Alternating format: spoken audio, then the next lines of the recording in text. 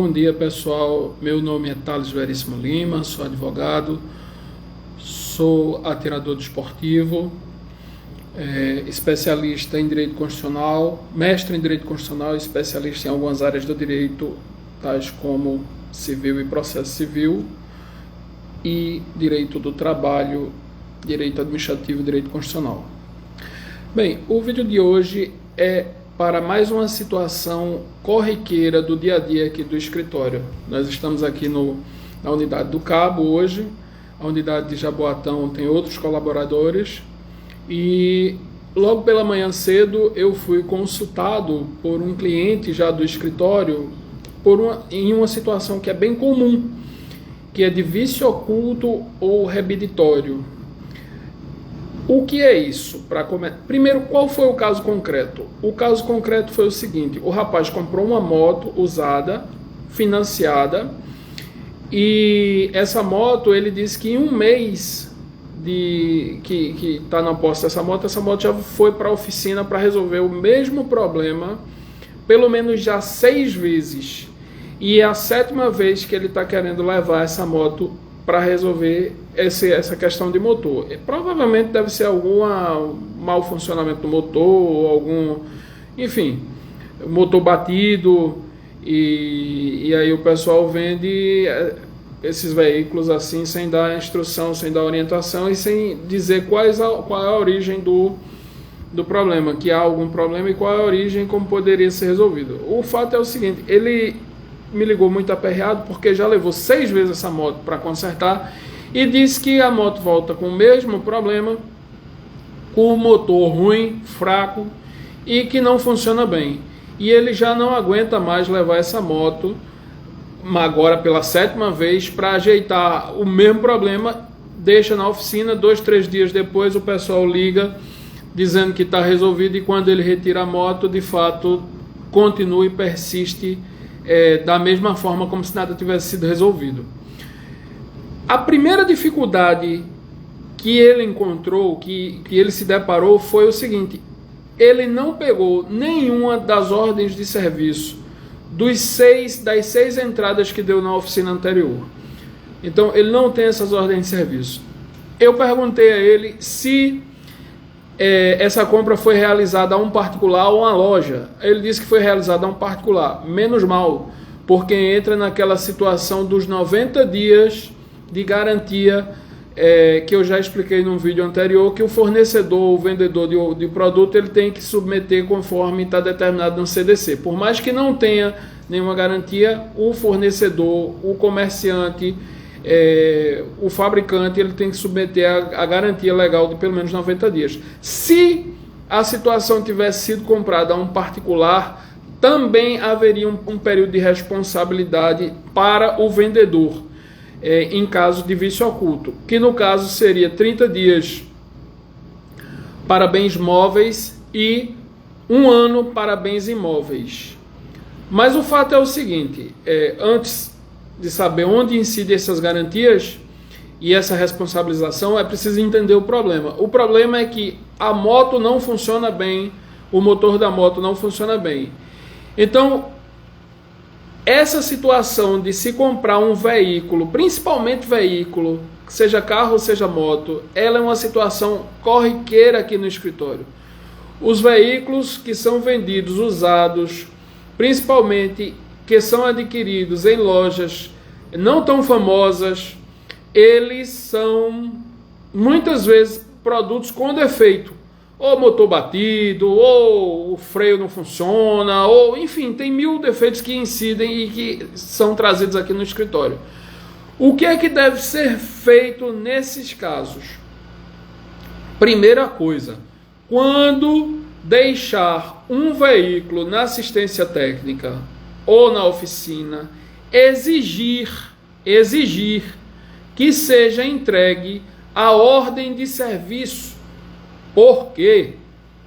Primeira necessidade, porque se o veículo, o bem, seja veículo, o que for, o bem móvel, um computador, uma máquina, enfim, algo que seja deixado na assistência técnica, o fornecedor o fabricante, por meio de suas assistências técnicas autorizadas, ele tem o dever de reparar aquele bem, como eu disse, bem móvel, no prazo máximo de 30 dias. Passado esse período de 30 dias, e se o bem não for reparado, surge daí o direito do comprador exigir a devolução do valor pago, e aí implica todos os custos que o comprador teve durante esse período que o bem ficou em posse do fornecedor, fabricante ou da assistência técnica, inclusive incidindo lucros cessantes se for comprovado que aquilo era um bem necessário para o trabalho e que houve prejuízo. Não é muito fácil, mas é possível. Isso é o primeiro ponto. Exigir a devolução proporcional do valor pago, né? Se por acaso comprou-se um bem que tinha lá 2, 3 funcionalidades, uma é impossível se restaurar, mas outra funcionalidade ainda consegue ser utilizado a partir do bem, pelo bem. Então o que é que acontece? Pode exigir então uma redução proporcional do valor pago. E o terceiro, ou seja, a devolução do valor integral com os prejuízos, a devolução proporcional de acordo com a funcionalidade do bem. E a terceira hipótese é a substituição do bem. Ou seja, eu comprei, por exemplo, um notebook, ou um celular, ou uma máquina para minha empresa, e aquela máquina não funciona, já foi para assistência, ficou lá 30 dias e não funciona. Já ocorreu aqui, inclusive, com a questão de uma máquina de sorvete, não vou falar a marca, mas uma máquina de sorvete, o rapaz comprou, não gelava o suficiente, não fazia o sorvete, virava enfim, ficava como um suco o negócio lá, não virava sorvete. E aí o processo, a gente ajuizou o processo, mas o rapaz não preferiu não a indenização, mas a substituição da máquina, porque foi o que a empresa ofereceu, e ele disse que estava com muita pressa para trabalhar e preferia receber a máquina de volta do que a indenização do valor, para comprar uma outra máquina. Eu, sinceramente, prefiro ser indenizado e comprar uma outra máquina, ou outro bem, porque se aquele já deu defeito, o próximo muito provavelmente vai dar também. Então eu prefiro logo me livrar dessas situações aí. Então, quando um bem passa 30 dias na assistência técnica e não é resolvido o problema, surge pelo fabricante, pelo fornecedor, o dever de indenizar, o dever de substituir o bem ou o dever de diminuir o valor proporcionalmente às funcionalidades que realmente se adequam, excetuando-se as que não podem ser restauradas. Há uma particularidade aí, especialmente no caso desse rapaz da moto. O que é que aconteceu com ele? Ele deixou várias vezes na oficina, inclusive, apesar de haver responsabilidade por 90 dias pelo vendedor, como eu disse, porque ele é um comerciante, ele utiliza da atividade dele, o meio de vida dele é o comércio, é a mercancia, então impõe-se o dever de indenizar por 90 dias, mas o rapaz deixou a moto, não ficou na oficina por 90 dias. Ele deixou a moto e 2, 3, 4 dias, segundo ele, ligavam para ele, diziam que a moto estava pronta. Ele ia buscar e quando saía a moto não estava funcionando. Então ele deixava de novo, 2, 3 dias depois diziam que a moto estava pronta e quando ele saía a moto estava vazando óleo de novo, não estava pronta. E assim repetiu-se as 6 vezes que ele informou. Então nesses casos, o que é que acontece? Apesar do bem não ter passado os 30 dias que determina o Código de Defesa do Consumidor na assistência técnica para que o fornecedor solucione o problema, mas a reincidência de várias vezes o mesmo problema. E aí, nesses casos, há também o dever de indenizar, porque já se entendeu que aquele problema não tem solução, né? Há uma situação onde aquele problema não tem solução, foi oportunizado ao fornecedor resolver a situação várias vezes e várias vezes ele não conseguiu resolver. Nesse caso concreto dessa consulta Qual é a dificuldade do rapaz? Simplesmente ele não pegou. E aí a gente pensa que não, mas é extremamente comum essa situação, rapaz. O comprador, o consumidor, o rapaz da moto que me consultou, ele simplesmente não pegou as ordens de serviço anteriores que deixou o bem na oficina. Então, como danado é que ele vai conseguir provar em juízo? Poderia por testemunha, mas é uma prova muito fraca nessa situação. Como danado ele vai conseguir provar em juízo que ele deixou essa moto várias vezes já lá na oficina para consertar o mesmo problema e que várias vezes devolveram sem o conserto? Ou seja, a situação dele é complicada, ele não vai conseguir provar. E nesses casos, qual a orientação? Claro que pode tentar por testemunha, mas não vale a pena. Qual é a situação? Não vale a pena porque simplesmente testemunha é uma prova pessoal, oral, não é documental. A empresa pode juntar uma outra testemunha do outro lado lá, dizendo que simplesmente a pessoa, esse consumidor, nunca apareceu lá na empresa para reclamar nada. Então, fica uma pela outra. Claro que o consumidor é hipossuficiente, mas isso é para cair na prova. É no direito abstrato, no direito concreto é diferente. Depois eu vou fazer um vídeo sobre isso, que existem vários direitos. Tem o direito da faculdade, o direito da prova, o direito que cada um entende, o direito do juiz, enfim, apesar de parecer que é uma coisa só, mas não é. Então, voltando, para não entrar em devaneio, nessa situação, qual foi a orientação que a gente deu a ele? Que ele leve a moto de volta para a oficina, já que está com defeito, deixe lá pelo prazo de 30 dias, né? E obviamente pegue a ordem de serviço e depois a gente entraria com a ação justamente para discutir isso, inclusive porque já foi pedido o reparo dessa moto 6 vezes antes. Aí, juntamente com alguma testemunha, a ordem de serviço com mais de 30 dias e com alguma testemunha, de fato haveria uma probabilidade muito maior do rapaz ter sucesso no processo dele. Seja para ser indenizado, seja para o bem ser substituído. E nesse caso não haveria readequação de preço, porque como é que vai... A moto só tem um motor, o motor não presta, como é que vai readequar o preço? Simplesmente não cabe aí essa hipótese, né? Então, o que eu queria trazer nesse vídeo era justamente isso. Apesar de ser uma situação que parece óbvia, mas a gente recebe muita demanda desse tipo, onde as pessoas reclamam que compram coisas e a impressão que passa é como se comprasse biscoito Maria na feira, né? De saca granel, porque simplesmente não se documentam de nada, seja um contrato de compra e venda com 2 testemunhas, como eu já falei anteriormente, as coisas têm que ser contratadas, qualificar o comprador, qualificar o vendedor, qualificar o bem, dizer como é que é a forma de pagamento e botar todo mundo assinar, inclusive as 2 testemunhas, reconhecer a firma lá no cartório por autenticidade, para não ter problema de depois dizer que aquela firma foi falsificada. Pronto, isso é um contrato.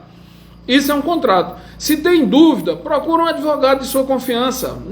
Eu tenho certeza que, dependendo do valor, o valor dos honorários incide sobre o valor do bem contratado. Eu tenho certeza que nenhum advogado cobra valor absurdo para fazer um contrato. Procure um advogado de sua confiança, faça o contrato dos bens que são importantes.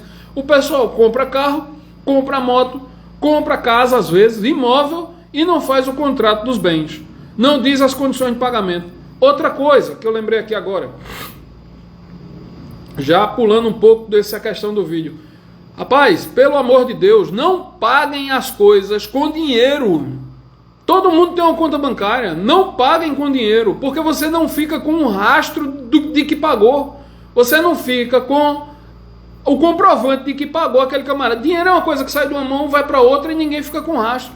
Tudo que for importante tem que ser pago. Se for compra pequena, com cartão de crédito. O que se paga com dinheiro é o almoço, né? Você almoça ali, acabou, né? Isso é o que você paga com dinheiro. Você tem que pagar com cartão de crédito, se tiver, com o Pix, com transferência bancária. E outra coisa, não é pagar a qualquer pessoa, não. Quando o bem é importante, como eu disse, seja uma moto, seja um carro, seja um imóvel, Rapaz, você tem que botar no contrato lá a conta bancária de quem vai receber. O vendedor pode até determinar que seja pago em outra conta, não tem problema nenhum, desde que a outra conta que ele quer receber o dinheiro esteja prevista no contrato. Veja uma situação muito comum. O marido tem, sei lá, um terreno qualquer em algum lugar, um terreno, uma moto, um carro, um bem com um valor mais substanciado. Ou a mulher tem qualquer bem aí que num valor mais, que não se carrega esse dinheiro no bolso, né, um valor mais um pouco elevado. O que acontece? Você contrata com essa pessoa e aí, vamos voltar para a situação mais comum, o marido está vendendo a moto, ou o carro, ou o terreno, e aí você contrata com aquela pessoa, aí aquela pessoa vira e diz, olha, mas eu não quero que deposite o dinheiro na minha conta bancária não. Você tem banco? Tem, mas eu não quero que deposite na minha conta bancária não. Eu quero que deposite na conta bancária da minha esposa. Não tem problema nenhum, meu amigo. Pode ser sua esposa, sua filha, seu primo, seu irmão, seu avô, seu pai, sua mãe, seu tio, seu vizinho. Não tem problema nenhum. Teve conta bancária, eu boto lá. Agora, a questão é a seguinte, bote quais são os dados da conta bancária do recebedor do dinheiro. Aí bota no cartão, bota no contrato. Eu, fulano de tal, contratei com ciclano de tal a compra de uma moto, ou de um carro, ou de um terreno, no valor de, sei lá, 10 mil reais. E o fulano, que é o contratado, virou e disse, aí bota uma cláusula, o valor de 10 mil reais será depositado a requerimento do contratado na conta bancária, aí bota lá, banco, agência, conta, Pix, de titularidade de fulano de tal, CPF. Então, pessoal, essas coisas, elas têm que ser, porque se der problema depois, até pra gente provar que aquele bem foi pago, já é difícil. Quantas pessoas eu já atendi aqui no escritório, o camarada dizendo, eu comprei tal coisa, e eu agora estou respondendo uma reintegração de posse, uma busca e apreensão. Eu digo, comprou? Comprei. Cadê o comprovante de pagamento? Não tem. Eu digo, meu amigo, como é que você prova que você comprou? Não prova. E assim vai para tudo. Então tem que ter a comprovação. Se você faz esse pagamento em dinheiro, eu já vi, tem terreno comprado em construtora. Repara aí, terreno comprado em construtora que a senhora pagou 60 mil reais em dinheiro.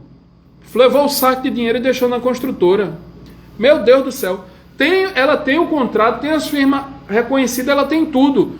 Só que como é que se paga 60 mil em dinheiro? Por que não fez uma transferência bancária? Se é uma pessoa que está comprando uma empresa regularizada, formal, tudo ok. Por que não paga na conta bancária da empresa? Né? É uma coisa. Aí depois a gente entrou. Essa situação do terreno. Alguém invadiu o terreno dela, murou, que ela deixou muito tempo lá sem fazer nada, murou o terreno, alguém invadiu, murou, e agora a gente tem a reintegração de posse. Claro que ela tem o contrato, ela tem um contrato de compra e venda, tudo assinado, tudo, mas ela não tem o recibo. Se alguém virasse e dissesse, não ocorreu isso, graças a Deus, mas se alguém virasse e dissesse, olha, a invasora do terreno é ela, porque esse terreno é meu, aqui meu contrato, meu comprovante de pagamento, a imobiliária, pronto, perdeu o terreno, perdeu 60 mil reais. Tinha perdido no caso, nesse caso não perdeu não. Então, pessoal, é isso que eu falo a vocês. Eu quero deixar, como eu disse, essas questões, eu não sei se eu falei aí a questão do vício rebiditório, que mesmo que se compre a um particular vendendo a outro um bem qualquer, e que não avisa que tem aquele defeito, o vício, o particular, ele pode ser responsabilizado no caso de um bem imóvel, mesmo não sendo comerciante, no caso de um bem imóvel, até 30 dias depois do negócio feito. Ou seja, você comprou, sei lá, bem imóvel, sei lá, um computador, é uma coisa um pouco, já começa a ficar um pouco caro, um celular, sei lá, qualquer coisa, comprou alguma coisa aí. E aí esse bem, uma arma, pronto, agora que a gente gosta, todo mundo gosta de arma, inclusive eu, a gente compra uma arma a um vendedor que está havendo um comércio de arma usada muito interessante para quem gosta. Porque muita gente entrou nesse mundo do tiro e ou entrou por impulso, ou não está aguentando o tamanho da conta. Enfim, tem um comércio acentuado de armas e munições e equipamentos usados que está se ocorrendo. Eu recebo comunicado nos grupos de WhatsApp dos clubes que eu participo constantemente. Hoje mesmo alguém botou uma carabina Puma para vender, muito linda, por sinal, num valor R$2.000 mais baixo do que a fábrica está vendendo. E, enfim, além de ser mais rápido, porque já está aqui, não vai vir de lugar nenhum, é mais barato, não paga frete, é só uma questão de transferência lá no acervo do Exército, ou na Polícia Federal, se for o caso. Então, alguém comprou uma arma, vamos botar aí, fazer propaganda da marca, uma marca aí austríaca, que começa com G, que diz que, eu não tenho dela não, mas diz que quando quebra só serve para jogar no lixo, que não tem peça de reposição. Então, alguém comprou uma arma a uma pessoa, o vendedor não informou que aquela arma tinha defeito, e aí a pessoa foi lá e deu lá 8, 10 mil reais naquela arma. Obviamente, eu espero que tenha feito contrato, porque inclusive isso é uma questão, uma transferência de uma arma, é uma situação formal e tem que ser autorizada e comunicada ao Exército ou à Polícia Federal. Então, a partir do momento do recebimento do bem móvel, o comprador tem 30 dias, por mais que o vendedor não seja comerciante, mas o comprador tem 30 dias para informar um possível vício oculto ou vício remeditório. A arma não funciona bem, está quebrada, não cicla, obviamente tem que provar, né? Não é só chegar, alegar e dizer, não gostei, gastei demais, comprei por impulso também, agora eu quero devolver, quero que o vendedor seja responsabilizado. Não, tem que provar que a arma está com defeito, vai abrir-se a possibilidade de tentar reparar, ou inclusive até haver a possibilidade de devolução do valor no caso de impossibilidade de reparo. Nesse caso fica prejudicado mais uma vez aquela situação de readequação ao valor, às utilidades do bem. Uma arma é feita para atirar, se ela não atira, então ela é inútil, né? Como eu disse, por exemplo, se você compra alguma coisa que deveria fazer 2, 3 funções, só funciona uma, então há a possibilidade de readequar o valor ao valor pago à utilidade do bem. Mas quando só tem uma função, ou é aquela função ou é indenização, não tem como ser diferente disso. Então, uma arma de um comprador, de um vendedor particular, por exemplo, pode ser indenizada, desde que reste comprovado que há aquele vício oculto, que não foi informado e que esteja no prazo de 30 dias. Se for um bem imóvel, vamos lá, uma pessoa comprou, por exemplo, uma casa, e aí comprou no verão, e foi para lá feliz, alegre, satisfeito. O vendedor, miseravão, não informou que aquela casa tinha uma goteira, mesmo no meio da cozinha, ou no meio da sala, que cai em cima do sofá, que quando chove tem que botar as panelas. Eu morei numa casa assim, que quando chove tem que botar as panelas. Então, olha, tem um cabo aí com a Glock, Júnior Glock aí, que quando chove tinha que botar as panelas, porque a goteira cai mesmo em cima do sofá, ou cai no meio da cozinha, dentro da panela do feijão, a goteira pega em cima do fogão. Então, se for um bem imóvel, existe essa possibilidade também de exigir que o vendedor repare o bem. Pronto, uma casa, aí é uma situação mais fácil de readequar o preço. Exigir que o vendedor repare o bem. Nesse caso seria fácil, consertar o telhado, trocar as telhas quebradas, botar uma manta, se for de laje, botar uma manta lá de plástico, sei lá, umas que queima lá, parece piche, queima, enfim. E aí seria responsabilidade do vendedor, mas essa exigência teria que ser feita pelo comprador no prazo máximo de 1 ano. Ou se o vendedor não se obrigasse a reparar o bem, o telhado, por exemplo, ou os canos, se não foi informado que os canos estavam entupidos, ou a rede elétrica, se não foi informado que a rede elétrica estava dando curto e incendiando as coisas, né? Então, o vendedor tem a obrigação de reparar isso, ou o comprador, obviamente, vai fazer seus orçamentos, vai 3 pelo menos, vai fazer os reparos e vai pedir indenização contra o vendedor, que o juiz determine que seja indenizado aqueles itens da casa que deram defeito e não foram informados pelo vendedor. Então é uma readequação do valor do bem. Então isso tudo, pessoal, é uma questão de vício oculto ou vício redibitório, como eu disse. E pode ser exigido garantia ou indenizações ou substituições. Agora, eu vou repetir a tecla e encerrar o vídeo para não ficar chato. Tem que se fazer documentos dos negócios que se trava com outras pessoas, seja pessoa jurídica ou física.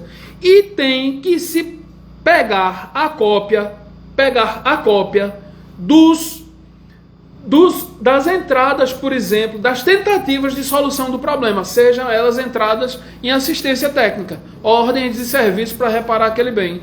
Porque se não conseguir comprovar isso em juízo, simplesmente o juiz vai virar e vai dizer: o autor, no caso o comprador, não tentou resolver administrativamente, não deu o prazo de 30 dias conforme determinado pelo CDC para que o fornecedor resolva o bem. Razão pela qual, se der sorte, extingue o processo sem resolução do mérito. Se der sorte. Se não, é improcedente mesmo e aí lascou. Aí só em outra situação. Outro evento. Então, pessoal, é isso aí. Como eu disse no vídeo anterior e venho falando, a ideia dessas lives é apresentar casos concretos que sejam comuns do dia a dia. Essa situação de compra de carro, compra de máquina, compra de qualquer bem, compra de imóvel, eu já recebi aqui centenas no escritório, tem centenas de processos desses, e a maior dificuldade que a gente encontra para ingressar com uma ação desse tipo e ter sucesso, quando não tem essa possibilidade, eu já informo logo também, nem pego para não perder tempo, nem meu, nem gerar expectativa no cliente. Então, a maior dificuldade que a gente tem nessas situações é de documento incompleto ou não ter minimamente feito contrato nenhum. Então, mais uma vez, peguem suas ordens de serviço, façam contratos, a forma do contrato, como eu já expliquei. Depois eu vou fazer uma live só ensinando como é que se faz contrato, pelo menos da forma mais simples. Mas tem que ter contratante, contratado, o bem, a qualificação do bem que está sendo negociado, a forma de pagamento, o prazo de entrega, e aí o resto, as pessoas que se comprometem a comprar e a vender, se for bem imóvel ou se for de bem de valor importante, o cônjuge tem que assinar também. Comprador não, quem compra pode comprar sozinho, mas quem vende é bom que tenha o cônjuge autorizando. Se for imóvel, é necessário que o cônjuge autorize a venda, e tem que ter 2 testemunhas. Todas as pessoas, rubricar todas as páginas, parece besteira, mas rubricar todas as páginas, numerar as páginas, 1 de 5, 2 de 5, 3 de 5, 4 de 5, 5 de 5, para depois não dizer que faltou página, que incluiu-se página no contrato. Toda essa malandragem aí, advogado sem escrúpulo faz. É impressionante como tem muitos colegas que vão para a faculdade não aprender direito, mas aprender malandragem. Então a gente tem que estar resguardado para saber fazer provar o direito que a gente pretende, né? E tudo isso aí, reconhecer a firma por autenticidade no cartório, tem que ir todo mundo no cartório. Reconhecimento de firma por autenticidade é muito mais forte do que o reconhecimento por semelhança. Semelhança, o tabelião vai pegar lá e vai dizer: ah, essa assinatura aqui que está nesse documento aqui é parecida com a que está no cartão de autógrafo da pessoa aqui, que ele já veio abrir uma firma aqui. Ah, tá bom, reconheço por semelhança. Aí o outro lá, um malandra, é um trambiqueiro, vira e fala: não, essa firma não é minha não, esse documento é falso. Pronto, lá você vai, um incidente de falsidade ideológica, aumentar o custo do processo, tem que pagar perícia para poder provar que aquela assinatura é dele. Se você vira para a pessoa e diz: ó, Vamos assinar lá no cartório, que aí eu quero a assinatura de firma por autenticidade. O tabelião olha para as pessoas, olha, e a assinatura é feita na hora e preenche-se um livro tem lá de assinatura por autenticidade, onde o tabelião vira e diz: eu reconheço por autenticidade a firma de fulano de tal. Quando ele diz isso, implica dizer que o tabelião, que é um funcionário público, tem fé de ofício, ele viu o fulano ir no cartório e assinar na frente dele, inclusive o documento e o livro. Então, a possibilidade de haver uma fraude aí é nula, porque eles conferem os documentos. Quem é você? Me dê seu documento aí. Aí anota lá no livro. Quem é você? Me dê seu documento. Anota no livro. Entendeu? Então já economiza um problema no processo. Então, pessoal, muitas vezes os colegas advogados, os clientes viram e fazem: ah, mas o advogado não está fazendo nada. Ah, mas o processo não anda. Ah, mas isso e aquilo. Ah, já tem 5 anos, não resolve. Muitas vezes o advogado está resolvendo essas questões, esses incidentes que acontecem. Muitas vezes, acontece com frequência.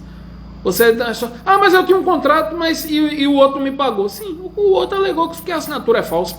Já teve uma situação que numa praia famosa aí, que dizem que é a mais famosa do Brasil, teve um corretor, lá em Porto de Galinhas, tinha um corretor lá, que eu sinceramente não sei o nome, também se eu soubesse não falava, que ele vendia os terrenos a 2, 3, 4, 5 pessoas. Como era uma praia era uma situação mais antiga,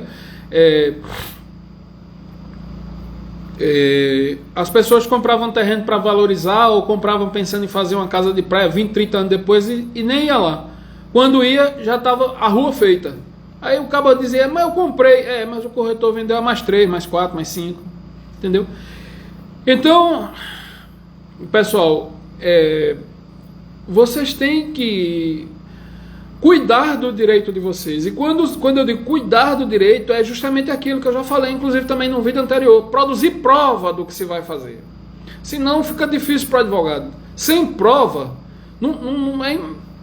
é uma briga difícil, mas que às vezes leva a um insucesso, né? Então, e a prova é feita desde o primeiro momento, desde o primeiro instante, se não dificulta.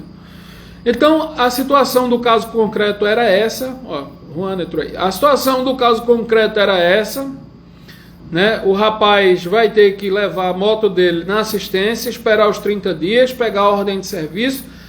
Se a moto for consertada, provavelmente não vai ser, porque já foi tentado 6 vezes anterior e não foi. For consertada, ótimo. Se não for, ele passa a ter direito à indenização do valor pago. Se comprovar que aquela moto era para trabalho e provar também qual for o prejuízo, ele passa a ter direito a lucro cessante, ou a substituição do bem.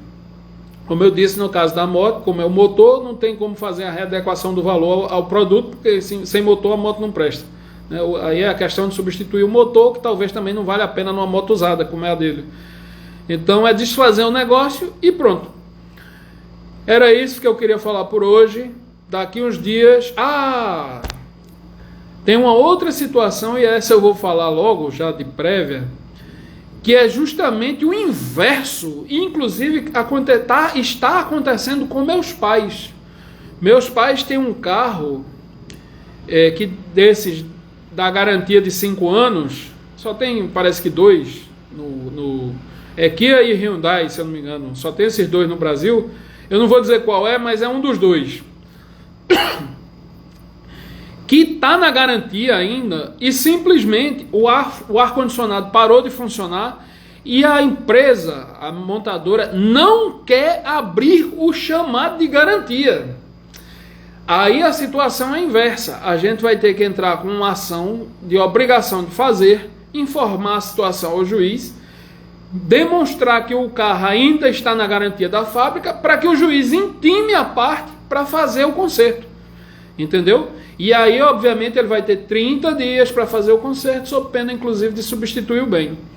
Então, pessoal, era isso, mas eu vou deixar esse vídeo para essa situação do carro para um próximo vídeo, inclusive para esse não ficar muito grande. E até a próxima. Tchau!